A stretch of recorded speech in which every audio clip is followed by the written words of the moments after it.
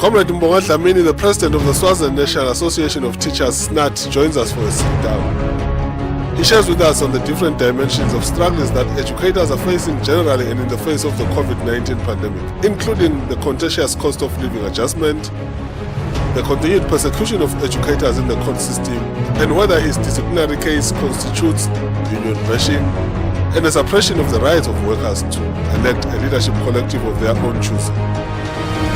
Don't forget to subscribe to our YouTube channel in order to get notification of new content in the channel. Aluta!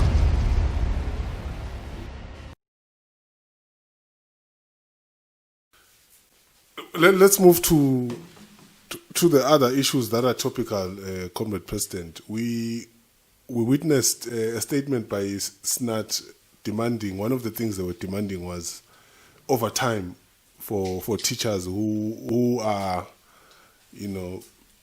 expected to cover the time, maybe to work on weekends and maybe for longer hours during the day. And there were huge debates, especially on social media, as to whether teachers should be getting overtime because of the time, the 3 months or so that they've been sitting at home due to the fact that schools have been closed. What is the perspective of the teachers' union in terms of the issue of overtime? Do you believe that teachers should be able should cover the work? Because logically, if a lot of people are saying logically, if you've been sitting at home, it means that you'll be working harder in the next 4 months until December to cover the time. And how have SNAT formulated their demands around that? Okay, thank you very much, Mr. Skonza. What we should understand is that it is not SNAT that demands extra time, that demands overtime. In actual fact, it is the law that stipulates hours to be worked by an employee. Yeah. We understand that maybe people should understand that the situation that has brought us to this condition, it is COVID-19. Yeah. And COVID-19 was neither created by SNAT or by government. Yeah. It is a national disaster. That is why the government formulated the national disaster and emergency task team, yes. And they cited the formation of such a task force in terms of Section 36 of the National Constitution. Yes. So now, if you understand very well, there is also Section 38C of the National Constitution, yeah. which takes care of workers, yeah. saying that workers should not be exposed to slavery because of the pandemic, because of a national emergency. Mm-hmm. You cannot say just because we come from a national emergency, then you can now be exposed to slavery tendencies. Yeah. Because working hours more than expected hours is not getting paid, and not getting paid is against the law. Yes. And also saying teachers are going to work on Saturdays is still against the law. Was it an issue negotiated or it came as an instruction this time? It was just an instruction from the minister. Okay. So when we are saying no, you cannot direct teachers to work overtime. Yeah. Unless you negotiate, because that is a change in the terms and conditions of service, yes. which is protected by Section 26 yeah. of the Employment Act. Yeah. Yeah. So if now you want to change conditions of service, follow the procedure. Yes. Go back to negotiations. Yes. If need be. Yes. And then we have to negotiate because it is remember, as an employer, it is your work that you want to be done. Yes. So if your work can't be completed within the stipulated time, yeah. you negotiate with the employee yeah. that because of the amount of task that is available and there is limited time, can't we try and do maybe overtime?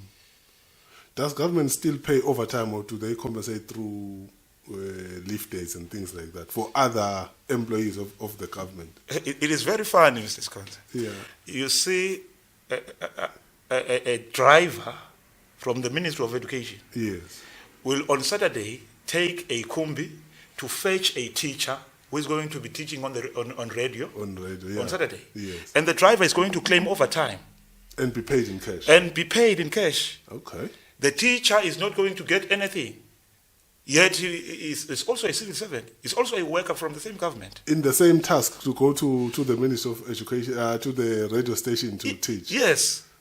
Okay. The driver from the Ministry of Education will come and fetch you as a teacher Yes. on Saturday to go to the SBIS to conduct lessons then. Yes. The driver will be paid overtime for picking you up on Saturday. Yes. And taking you are not going home. to get any overtime for working on that particular day.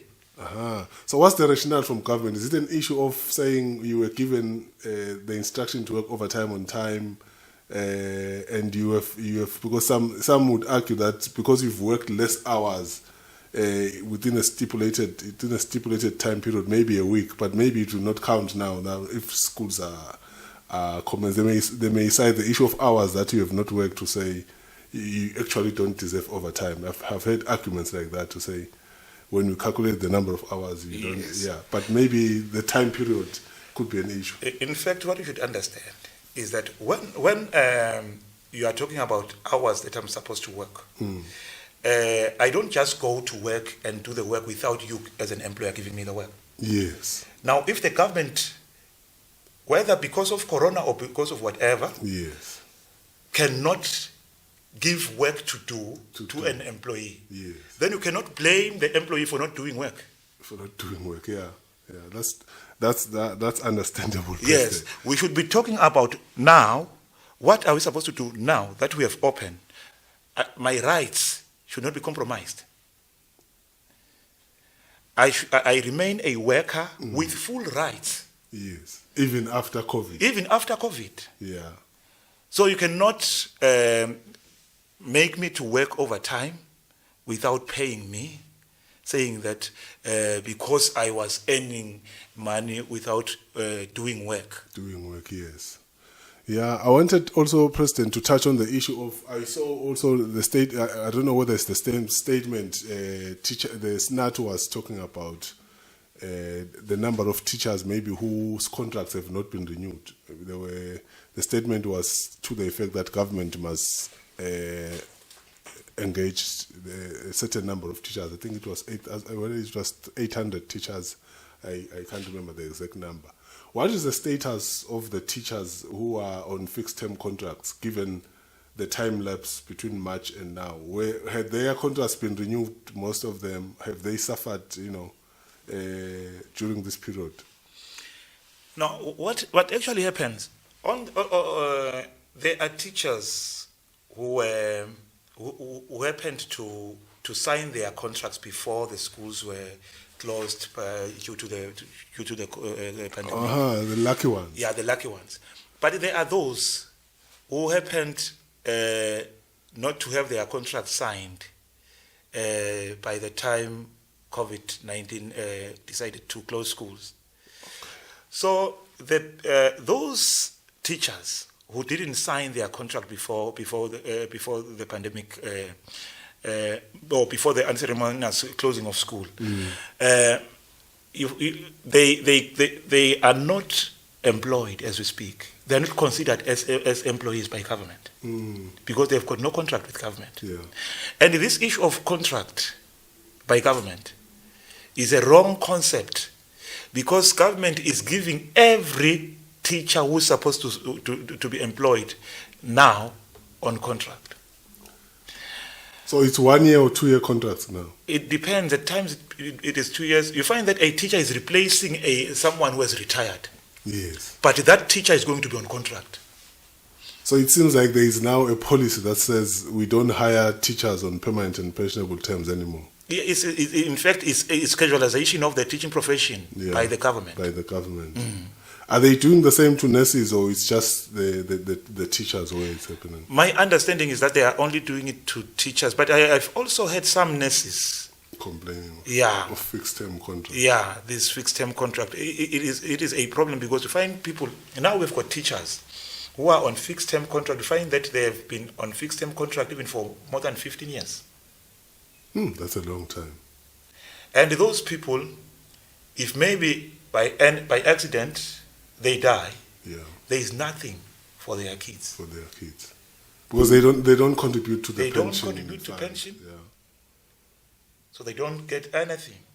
So that's how cruel the government can be.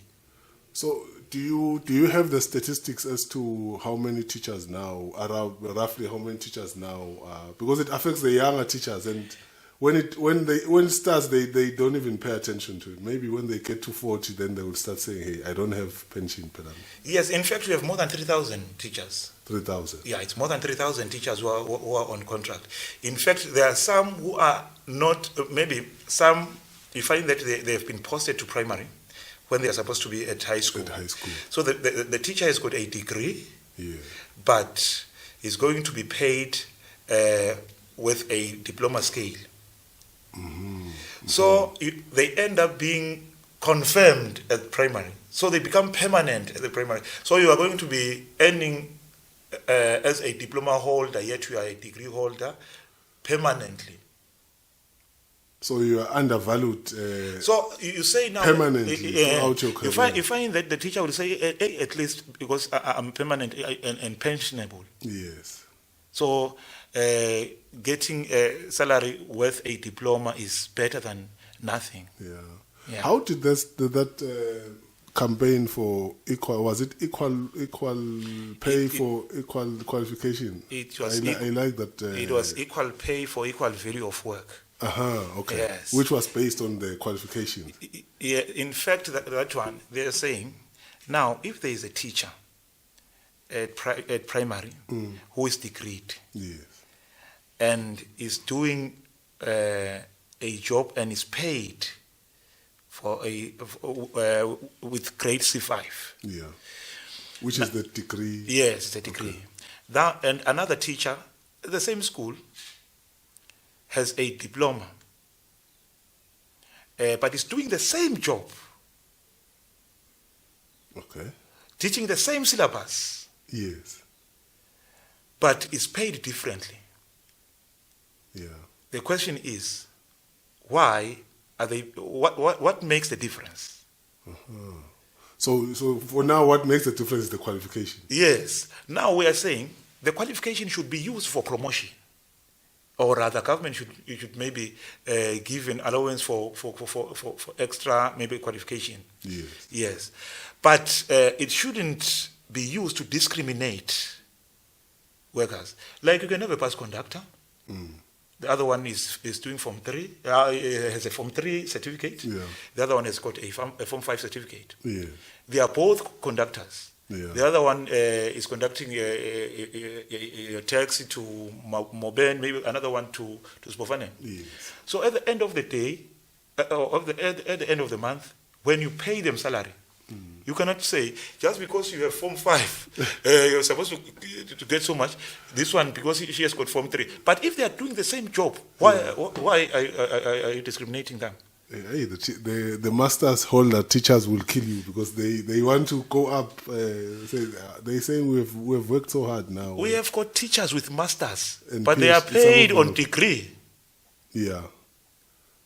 Yes. Because that masters can't be recognized Their masters will help them if they want to get promotion. to head schools and things like that. Yes. Or to go to the ministry. Yes. And things like And that is the approach now that SNAT has taken. Okay. Because this was going to solve our problem, because there are teachers with degrees who teach at primary. Now they are paid with a scale of a diploma. But yet there are teachers who teach on degree at the primary. Yeah. Why don't you give them the same salary? Because they are doing the same job. Okay. So when we were still students, we understood that diploma teachers could only teach until Form 3. And then Form 4, Form 5, it was degree teachers. Is it still the same understanding? I think we need to understand the issue of secondary. In Swaziland, we have got primary education and secondary education. Yes. So secondary education starts from Form 1 to Form 5. Ah, okay. Because education after that is tertiary. It's Yes. primary education, secondary education, and tertiary education. Not up to Form 3. So then what we call the education between secondary and tertiary. So it's like there's an intermediate. Yeah. Okay. Yeah. So if you are qualified to teach in high school, you should be able to teach all the. Yes, we've got secondary qualification. Yeah. Secondary teacher's diploma. Yes. Even the degree is for secondary. Yes. Yes. But now there's degree for primary, right? Yes, even primary there is degree. So you envisage as not a situation where a primary school teacher who has a degree will earn a similar salary to a high school teacher with a degree, or all primary school teachers will earn the same salary, and then all high school teachers will earn the same salary. In fact, you cannot reduce a salary of a teacher who has been having a degree, who has been earning through a degree and teaching at the primary. Yeah. So you can't take those and and give them diploma, pay them at diploma scale. Yeah. So the best thing that we have to do is to take those who are getting diploma salary to that of a degree. At primary. Yes. Okay. And in fact, pay scales in teaching. Yeah. If you are paid for diploma, it doesn't matter whether it's primary or high school. Okay, it's the same amount. It's the same amount. All right. Degree, whether it's primary or high school, it's It's the same amount. Yeah. Oh, okay. Now I think I understand you better. I used to think that there were pay scales for primary schools and then high schools and so on and so forth. Yeah, I know. Yeah. The same, yes. No, I think this is a very interesting debate, and I've seen that a lot of people are used to understand this campaign that they used to rove around within SNAT about this. Now we talked a bit about the Minister of Education. What is your relationship as SNAT with is it a cordial relationship or a relationship with full of battles with the ministry, with your ministry? Okay, Mr. Skonzi, we should understand that a relationship between an employer and an employee is irreconcilable. Yeah. It's always irreconcilable. Yeah. But with ours is a worse situation. Our ministry derives pleasure in ensuring that the union is always suppressed. The union's voice is not supposed to be heard because they believe that they like to detect things to the teachers. They impose things to the teachers. Yeah. Like they've imposed the opening of schools, like they've imposed the working on Saturdays. The very same ministry, in 2018 August, I still remember that article, Yes. by the then PS, Dr. Mbongwa. Yes. They said working or teaching on Saturdays and on holidays is illegal In the country. in the country. Yeah. So this year, teaching on Saturdays and holidays is a good thing. It's an instruction from the employer. It's the instruction from the A employer. legitimate instruction from the employer Yes. that you have to follow. And then the employer is low. Yeah. It's- And given yeah. that it's also the government, Yeah. they have a tendency to abuse the law as well. Yeah, they are abusing the law.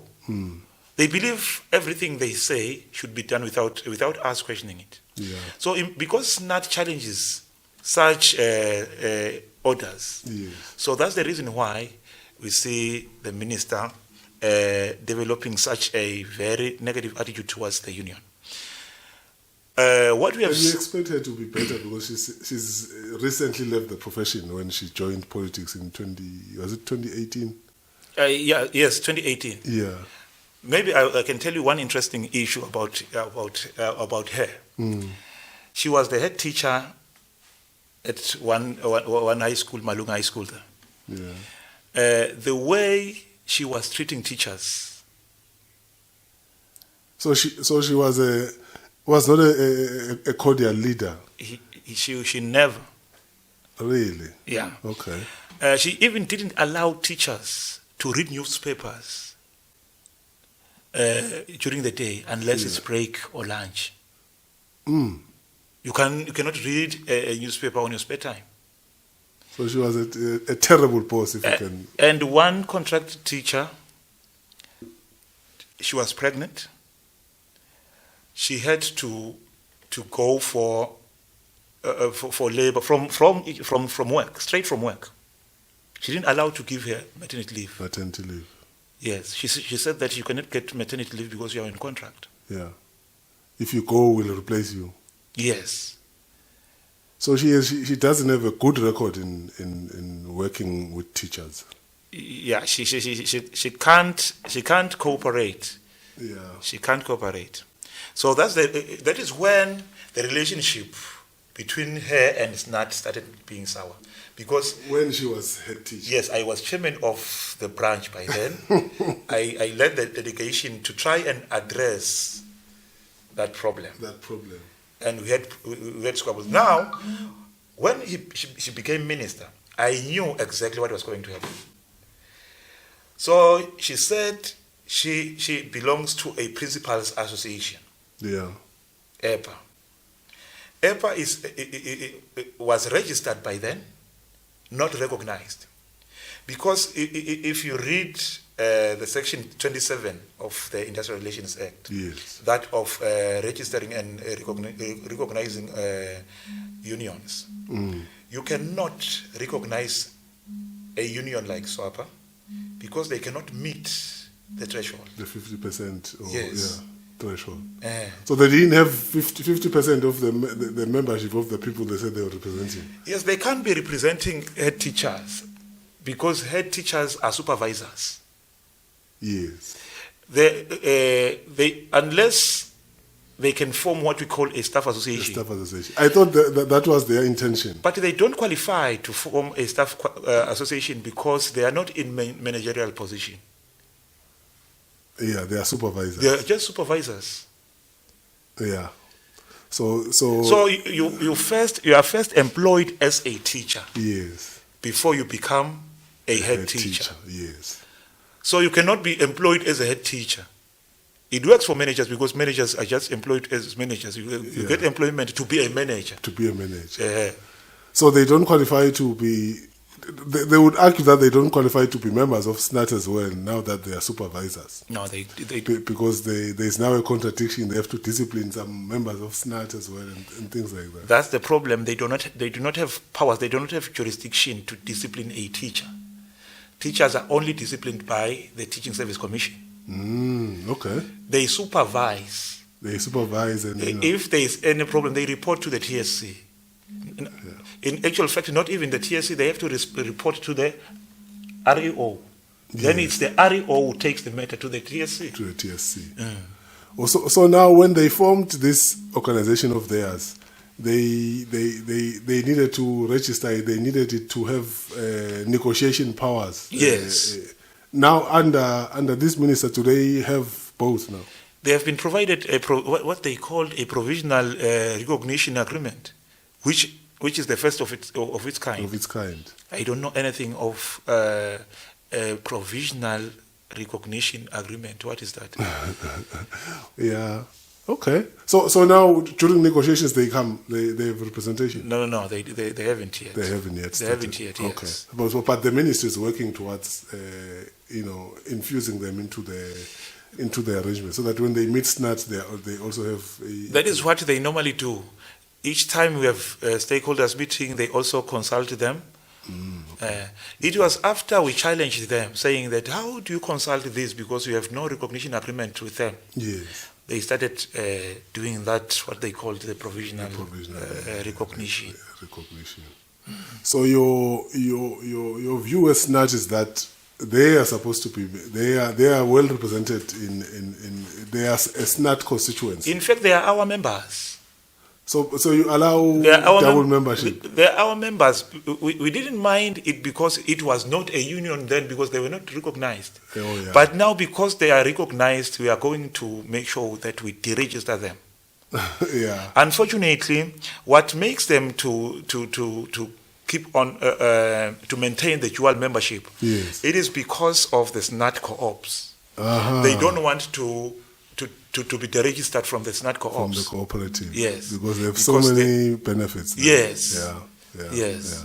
So now what they normally do is they benefit from both SNAT and EPA.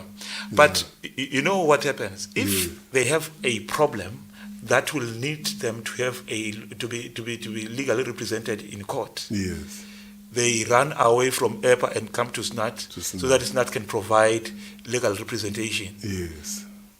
Because EPA does not do that. They don't have the resources. They don't have the resources. Okay.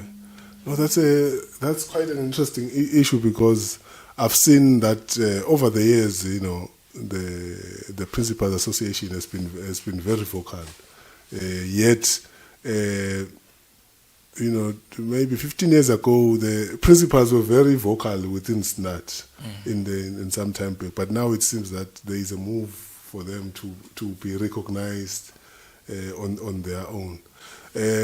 President, I want us to move now to the issue of since we are on the issue of recognition agreements, to the issue of the negotiations, the current negotiations. We know that public sector employees have not received COLA from, I think, 2017 or 2016, the last time they received. So it's about 3 to 4 years of no COLA, which has put a strain, I think, on household budgets.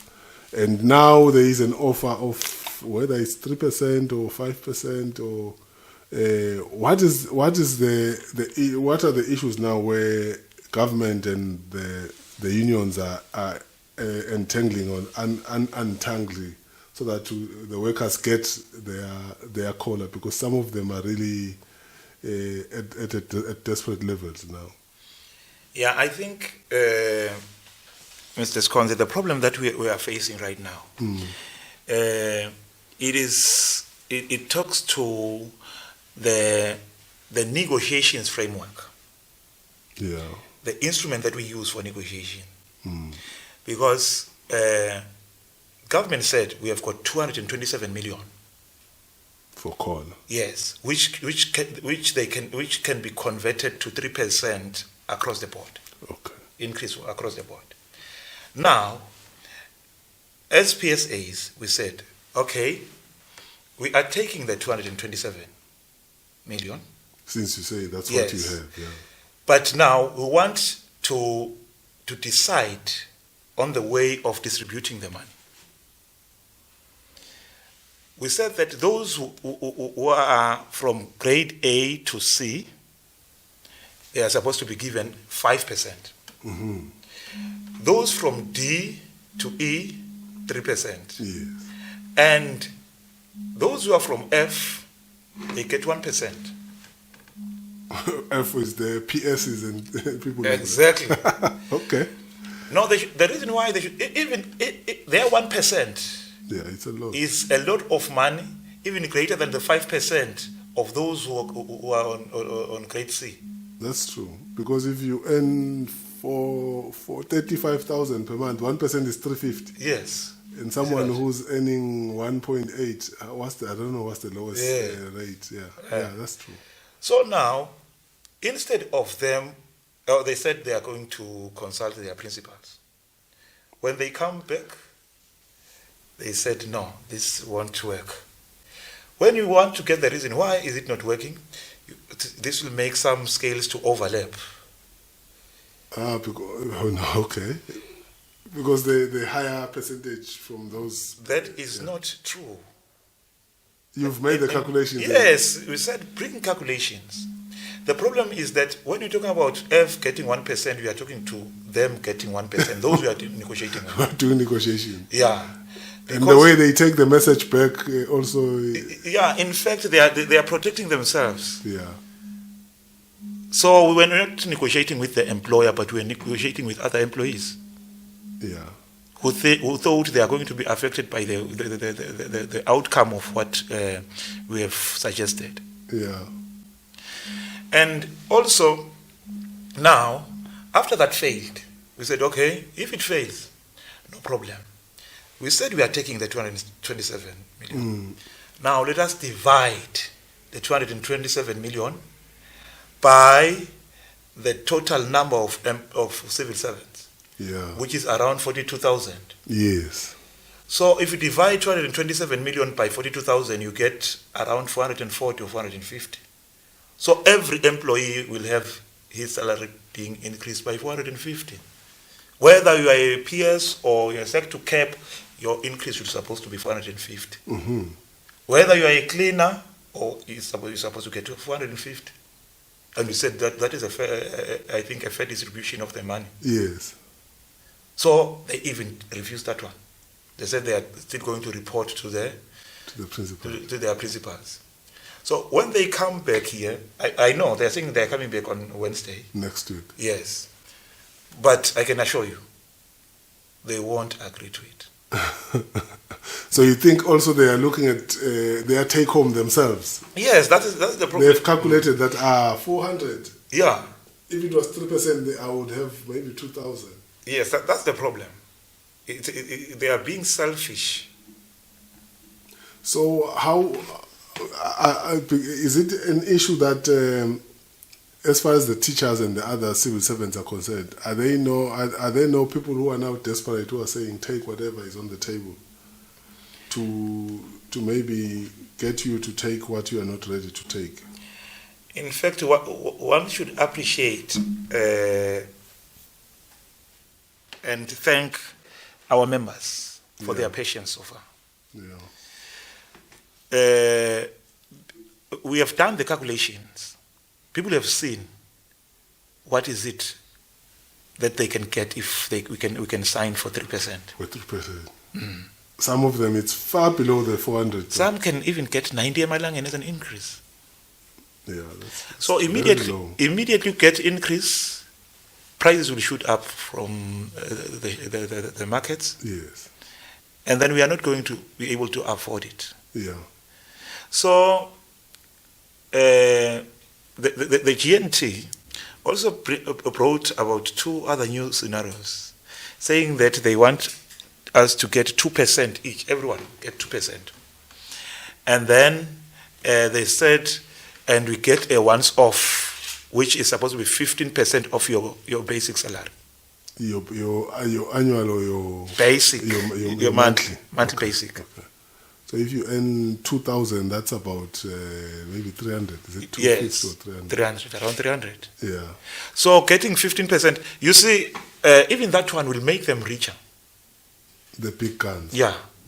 Those who earn more will get better. Because think about 15% of 45,000. Yeah. That's money. So that is what they proposed.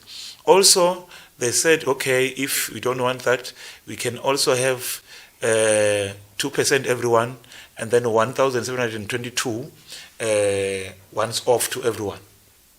Okay.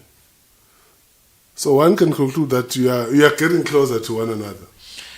Yeah, we are getting closer, but what you should understand is that it is clear that we are getting closer, yet we can't agree on very critical things. Yes. If we cannot allow or we cannot agree on the method of distributing, yes, then we are going to have a problem. Because now, the problem that we are going to see from the government is that they are saying, if you don't agree on this one, let us go for a deadlock. Even though for the first time to hear the government crying for a deadlock. What does an employer do with a deadlock? With a deadlock. Yeah. I understand it's the unions who want a deadlock because it will make them move another step. Yes, it's not in their interest to insist on a deadlock, but they are now insisting on a deadlock. They are insisting on a deadlock. They want deadlock. So it means you are now being pushed to a corner to accept the 2% plus the 1%. Is it an issue of saying they will save some money if they go for that? Yeah, proposal? they will. They will, because the once off, it means that we are going to have an increase of 2%. Yeah. That 2% can go for the whole year. Yes. But the once off can only affect government Just 1 month. 1 month. Unlike the 400 that you are proposing. Unlike the 450 that we are talking about, the 450 will be an increase. In fact, it is true that 450 itself is a percentage to the salary. Yes. Yes, but now you can calculate on your own as to how much percentage will you get. Yeah. But the percentage itself is on the amount that we are talking about is a percentage, 450. Yeah. Because if you are earning 5,000, 450 is a percentage of that. If you're earning 10,000, still the 450 is a percentage. Yes. So how do you envisage the recovery from the 4 years of non-payment of COLA? Have you proposed anything to government? Because some might argue that workers have lost buying power over the last 4 years, that they cannot recover with the 3%. In fact, a fair increase was going to be 19.6%, according to our calculations. According to your calculations. Yes. All right. But now, government said they don't have money. Yes. We tried to push government from the 3%. We said we are demanding at least 6.7. Yeah. The 6.7, we said it should be backdated to 2017. Okay. So they said they cannot afford. Yeah. They only have 3%. In fact, they said they only have 227 million. Yeah. So that's why now we are stuck in this debate. Yes. So going forward, you have not agreed how you will take this issue going forward as the two parties. In fact, now our only hope is the salary review that is going to take place next year. Okay. So there is a salary review. Yes, that is going to take place next year, Okay. which is going to cater for almost the damage that has been created by the situation. All right. Now I think it is clear. Let's hope the salary review process takes everything into consideration. President, maybe to move on, we have seen a number of disciplinary cases. Firstly, you have your own internal disciplinary case. Maybe it's still sub judice, that one. I don't know whether it has been fully processed. But the last time I checked, you had appealed and you had won some technical issue, but I don't know how far it is. But also there are teachers who are under, especially at the magistrate level, who have cases, and most of them emanate from protest action.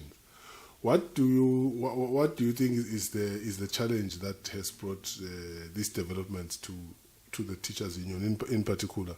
Is it an issue of how the protest actions have been conducted? Is it an issue of how the state responds? Why are we increasingly having teachers being taken to court for protest action issues? Yeah, this is the issue of how government respond to protest actions. Yeah. In fact, they try all intimidation techniques, Yes. which involve arrests and also assaults to our members. Yeah. So when government is frustrated, to try and make sure that they stop people from protesting, Yeah.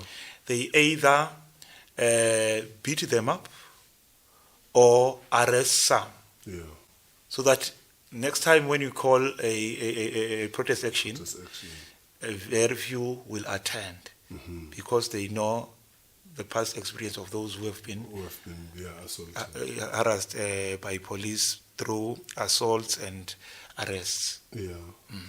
So all of this is because of the government, the way the government conducts itself, especially the police during protest action.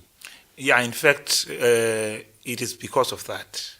Okay. It's the attitude by the police service especially and the government. Oh, yeah. Now, maybe briefly on your own issue, are you still on suspension? What is the status? Are you back at work? What is happening with the president of the teachers union? I can't tell what this is, because legally this is beyond even the stipulated time for a suspension. Yeah. Because I've been suspended last year in around March. Yes. As up to today, my case has never been heard. It's still at internal level. Yes. Okay. Yet I'm on suspension with pay.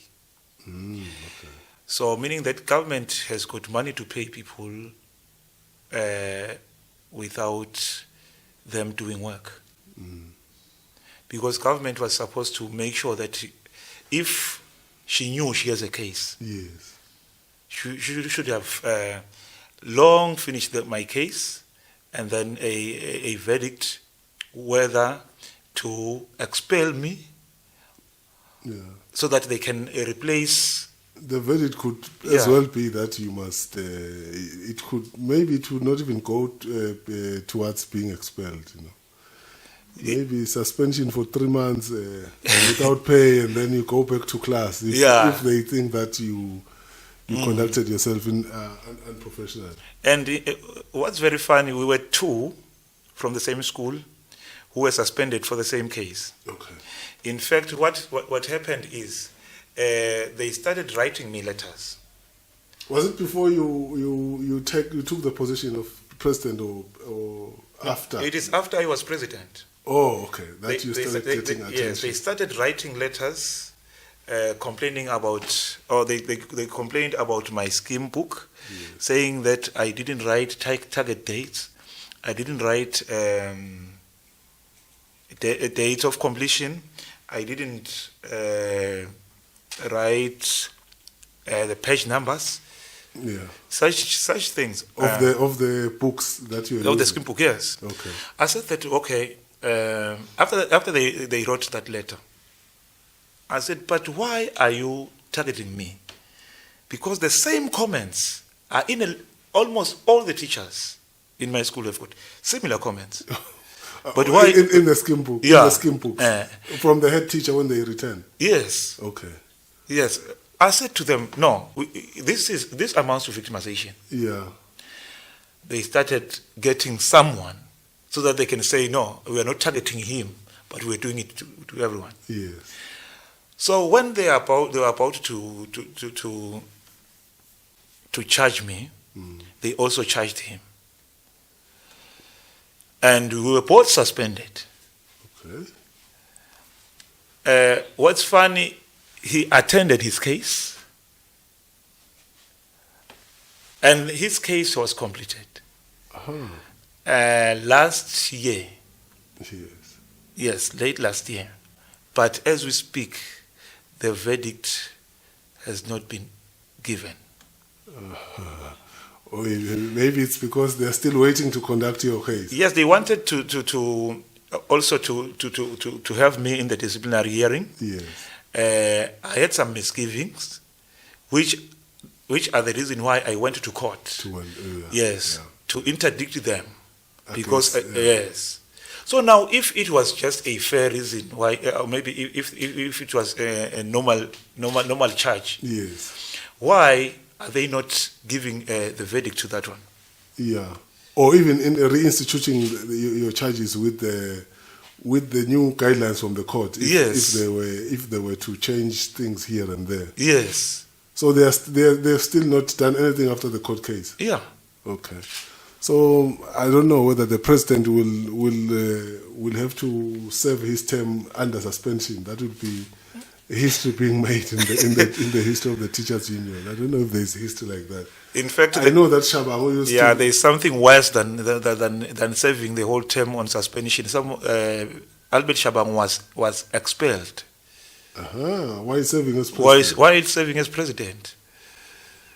Hey, that was tougher. Yeah, that's one. Yes. Even than suspension. Yeah, President. Maybe let's move now towards the trade union movement. We've discussed the professional issues. I think our viewers will comment, and then in the next one we'll discuss the new one. The trade union movement, you are part of the Trade Union Congress of Swaziland as SNAT. What is your view of the current environment within the trade union movement? Do you see any prospects of strong trade unionism that you have access to leaders within TUCOSA and through other stuff? What is your view of the trade union movement in the current state? Even now that COVID has messed up the economy, do you think there can be a trade union response that workers will be happy with? Yeah, in fact, Mrs. Konza, TUCOSA is a federation that is made by different trade unions. Yes. There is no way TUCOSA can be strong if the unions, if the affiliates are not strong. Strong, yeah. So a strong federation can be a product of strong unions. Yeah. So now we have got a lot of problems within our unions. So if maybe we can understand and try to maybe we need education. Yeah. As leaders. Yes, as leaders and also as members of trade unions. Yes. They need to be educated so that we can understand trade unionism. Yeah. Understand what do you expect from a trade union? Yes. Because trade union should not be about who is leading, who is not leading. Yeah. Trade union should be about service delivery. Yes. And the programs. And the programs. Yeah. So now you'll be surprised to hear trade union members saying, hey, now we've got COVID-19, why is the union not giving us masks for free? So, you see, these members, they think a trade union, they join the trade union for freebies. From the same union. From the same union. So they pay the money so that it is returned to them. So that it can be returned to them. So they don't understand. That the money needs to be towards servicing. Yes, the money is supposed to be towards servicing, not for monetary benefit. For monetary benefit. Yes. Yeah, yeah. Those who want to invest, they should join cooperatives. Yes. Yes. But with trade union is like an insurance. Yes. You insure your rights. Yes. Of employment. Yes. Against any exploitation. Yes, that might come up at any given time. Yes. Yeah. So if we allow trade unions to carry out their duties of protecting people's rights, yes, then we will understand and we'll be able to judge whether the trade union is doing the right thing or is not doing the right thing. Doing the right thing. So you cannot be blaming a trade union for not being able to provide you with free masks. Yes. For not being able to provide you with free T-shirts. Yeah.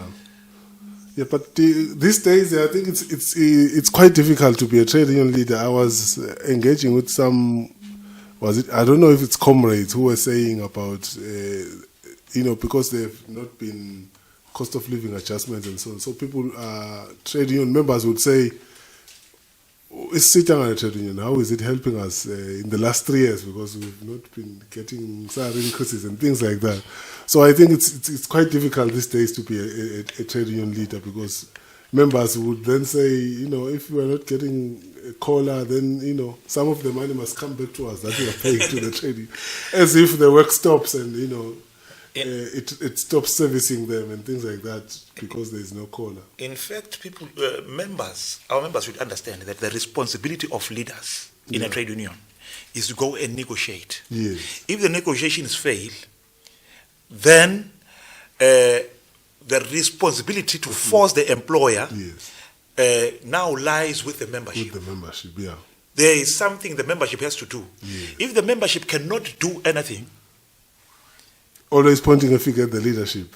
Leaders cannot make the employer to give money if the employer doesn't want. If the members are weak. In fact, what you should understand,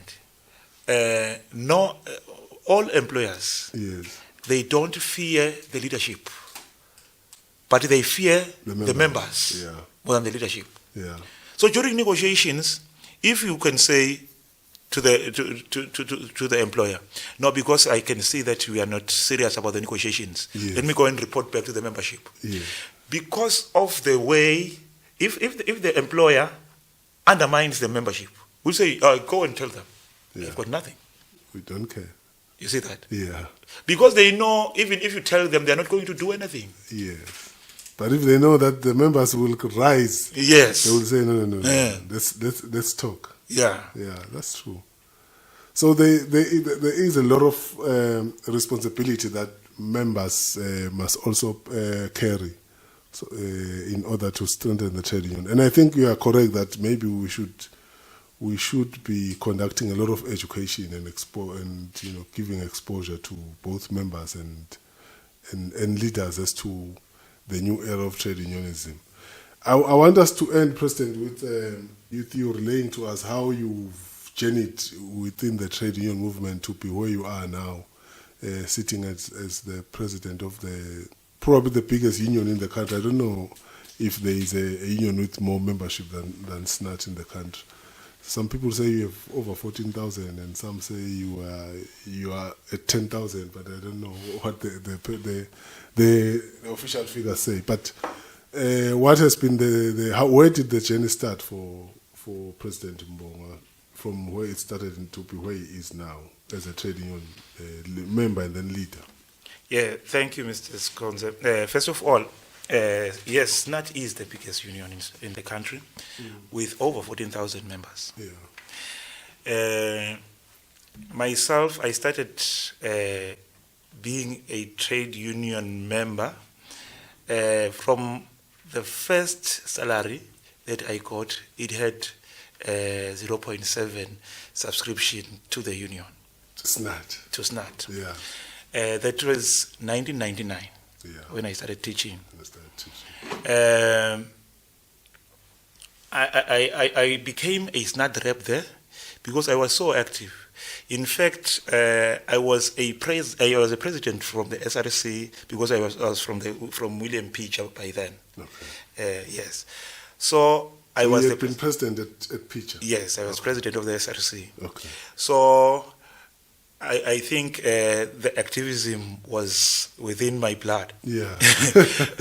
So now, when I got there, they made me to be a SNAT rep at Mliba branch. Okay. In my school, Kenyan High School. So I stayed there for some time. I started getting into branch management committees, like branch social welfare committee, yeah, where I was a secretary. From there, I get to a deputy chairperson position at Mliba. That's around which year? It's around 2012. Okay. Or 13, yeah, 2012. Yeah. Yes. So you had graduated from being a SNAT rep now to yeah. From then, being a leader of the branch, yeah. Yes, from then I shifted from Kenyan High School under Mliba branch to Mhube High School in 2013, yes. 2013. So in 2013, I became a SNAT rep there. You started again? Yeah, I started from being a SNAT rep. They made me a SNAT rep. After, in 2014, I became chairperson of the Manzini branch. Ah, okay. Yes. Then maybe that is when my leadership was exposed nationally, okay, because Manzini being the center, yes, and also we had to, and the busiest, yes, of course, in terms of grievances. There are a lot of grievances in Manzini. If you are a branch executive, there is less time to relax because Manzini goes as far as Hlane Bulunga there. Okay. There is down Stineni, that side. Yeah. Go as far as Malkans, yeah, down to Pula. You see, it's a very big branch. It's one of the biggest branch, in fact. Yeah. So a lot of training. When you handle such disputes and get exposed to some workshops, yeah, that is what made me to be a leader, maybe in that time. Yeah. Yes. So that, and up until when were you elected? 2018. 2018. Or Yes. when you were eventually elected? Yes, as 2018 president. I was eventually elected president of the SNAT. Now, how have you transitioned now from being a branch leader, a busy branch leader, to now being a national leader? Is it as busy as being a branch leader, or to be president? To be the president, it is even more busier. Mm. It is even more busier, and the expectations are the even expectations are even more higher, and that is why at times I used to thank the government for suspending me to give me enough time to do trade union business, because there are a lot of activity that is going on. Because here you have to attend to national issues. Yeah. Now, national issues involve 15 branches. Yeah. Then when you are a branch leader, you only concentrate on just one branch. Yeah. Then when you are a president, you concentrate on 15 branches of the country. So that is how strenuous the work can be. Yeah. And you had never served in the national executive before? In the national executive, no, I've never. Okay. It's my first time. It's your first time. Yeah. So how have you found your footing? Is it workable as a national leader of the teachers, or you want to go back to the branch after your term, President? Yeah, it is very difficult to be to work at the national level. Yeah. More especially during this time. Yeah. We always work under pressure. Pressure from the expectation of your members. Yes. Pressure from government. And pressure from the problems that are within the organization. Yeah. Because I cannot deny the fact that trade unions this time, they are under attack. From within, or? Yes, from within. Okay. From within, members are attacking their own organizations as we speak. Mm-hmm. So, is it the question of the members, of the quality of the leadership? Some people are saying, no, man, the leaders are misleading us, so we have to fight them. Maybe it depends on the angle that you are standing at, because that you have when you view a problem. First of all, maybe I cannot justify leadership, the leadership, saying that they are not at fault, because it is the leadership's fault if members do not have relevant tools to analyze leadership. So you think members now are more willing to weaken the union in order to get what they want, or generally people in the trade union movement? In fact, they don't understand that if they attack leadership, they are weakening the union. They are weakening the union one way or another. Yes. So they are creating holes in a ship that they are also in. Yes. Yeah. So you think it's much more challenging. Your reign has been quite eventful as president. Yes. Is it because do you think it's because the leadership collective, if you look at it generally, is younger in age, that there has been so much said about SNAT and the activities? A lot of people are talking about SNAT now more than before. In fact, it is because of the attitude that we decided to have as leadership, okay, towards confronting problems. Yes. We decided to confront problems that affect teachers. We confront them robustly. Our approach before, as the SNAT, was such that we negotiate. If negotiations fail, then we should say we have failed. Mm-hmm. So each time when we want to do things, we should make sure that we apply ourselves, we commit ourselves into making sure that we get results from what we do. Mm-hmm. Yes. Mm. In fact, our executive is results oriented. Okay. Yes. So the robustness is showing itself in terms of how So is it cascading to the branches as well? Do you see a situation where branches are also now more robust in attending to member issues and things like that? Yes, in fact, that is what we have observed. Yeah. That is what we have observed. Members or branches, they are also trying to make sure that they do things as it is done in the national level. In the national level. Oh yeah. No, I think I may agree with you in that there is more robustness. When I joined the trade union movement, the president was the great Mr. I think it was Mr. Makaya, a very astute gentleman, very good. I knew him before when I was younger in Hlatikulu, from a distance, the Makaya family. So to see SNAT now, being as radical as it is, to some of us, it's a revelation. No, so, President, we are going to COSA Congress, and SNAT is also going to Congress, I think 2 years from now.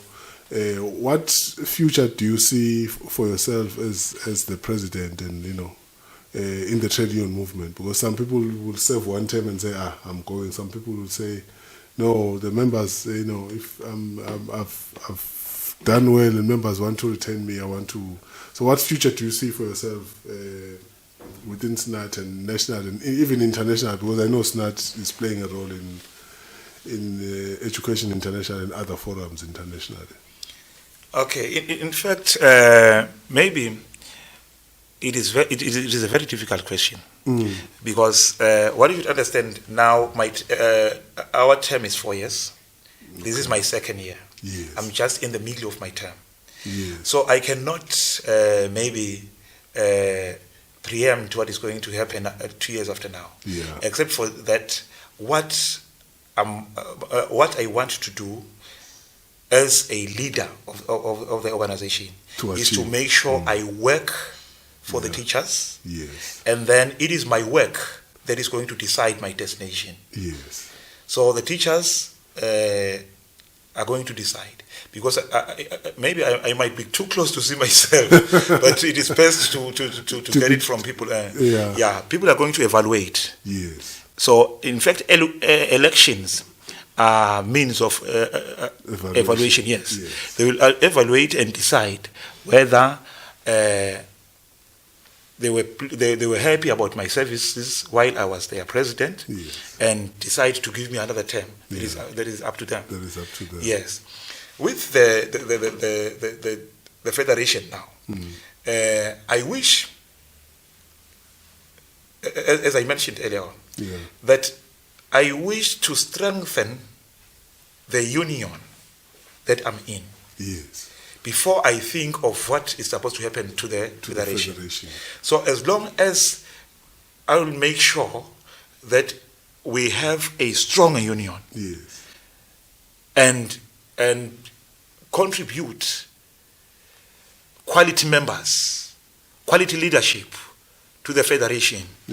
Therefore, in that way, we are going to have a strong federation. No, thank you very much, Comrade President. I think we've had quite a good and engaging conversation for this second sitting of the Workers' Experience. We thank you for the time and for the facilities of the teachers union. And by the way, we are very happy that there are some good. There's progress outside in terms of renovation. Is it renovation or retiling of the exterior of the workers' workers' house? So we are excited and we congratulate you and the leadership for that. Okay, no, thank you very much, Mr. Skonzo. What you should understand, we also appreciate that we had leaders who had their time to have this structure. So it is our task to make sure that we also do something. We should not leave the structure as we found it. At least we have to improve it, to add value on it. Yes, that is what we decided to do. And thank you for the appreciation. If what we have done is being appreciated, it is so much encouraging. Otherwise, also thank you for very much for having me in your interview, in your program. So, and I wish we, even viewers, a safe stay for those who are going to be staying at home. And also, I wish those who will be going to work also a safe working environment. And also, one thing I should say before I leave is that as SNAT, as I mentioned earlier on, we still maintain that schools are not ready. Our members should not set their feet there because the environment is not safe. Government has to adhere to Section 9 of the employment of the occupational health and safety, and our members has to adhere to Section 18 of SAY, which says if you are in danger, if you see danger, if there is imminent danger, you have to remove yourself from danger. And I always mention it that employees always think that that section is made to protect them, when in actual fact that same section is made to protect the employer, because the employer uses the very same article or the very same section.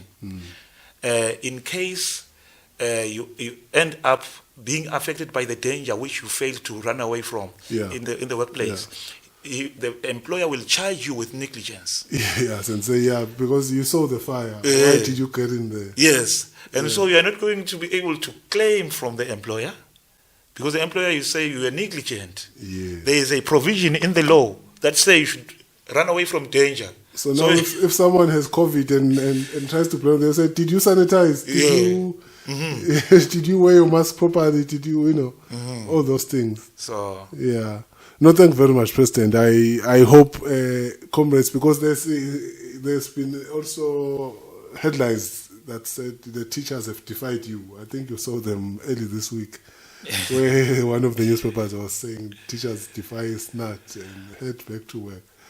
So so it's a very interesting debate. In fact, if they got our statement clearly, we said teachers should not set their feet on the 6th of July. Not for this preparatory week. Because they said they are going to be conducting workshops to the teachers, workshopping them on COVID. I couldn't say teachers should not attend that one. That was very important. I think that clarity also helps because most people, because maybe people who don't read, they just look at the people thought you meant the preparatory week. Yes, and also the Section 18 that I was talking about. It says if you see imminent danger, you remove your body.